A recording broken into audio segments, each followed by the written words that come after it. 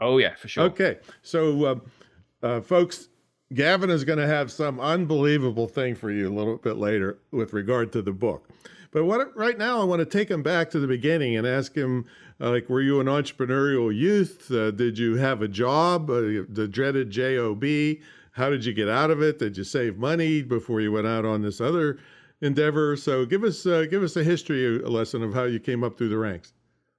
Yeah, I think I came from quite an entrepreneurial family. You know, my dad was initially a commission only salesman. Hmm. So, you know, he survived or thrived depending on how much he sold. And then he taught us like the value of getting, you know, earning money and getting sort of revenue. So we initially might have had Saturday weekend jobs, you know, in shops in retail. We grew up sailing; that's a family hobby, and we grew up playing around on the water and on boats, and particularly on the largest lake in England, which is Lake Windermere.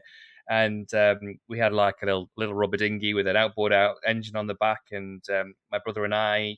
Particularly my brother, if there was somebody who was broken down because they had run out of fuel, we'd tow them back in for you know £5. So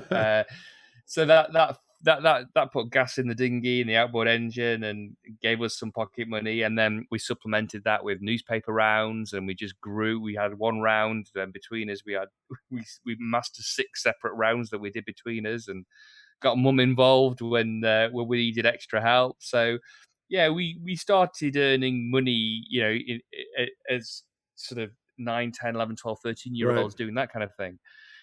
But then I actually, in terms of my career, I trained and qualified with KPMG as a chartered accountant. So yes, I got a profession, but I was always fascinated about mindset, around coaching, around what were the differences that made the difference in successful entrepreneurs? Why did some people achieve those results and others didn't?